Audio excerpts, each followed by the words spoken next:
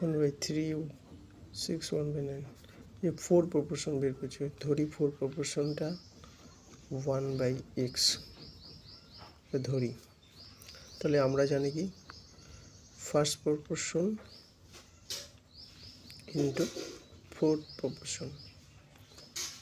is equal to second proportion into third proportion সমান হয় first proportion 1/3 fourth proportion 1/x সমান 1/6 second proportion into third proportion 1/9 এটাকে যদি গুণ করি 1/3x equal to এটাকে গুণ করলে 1 6 9 54 সো এটাকে কাটি 3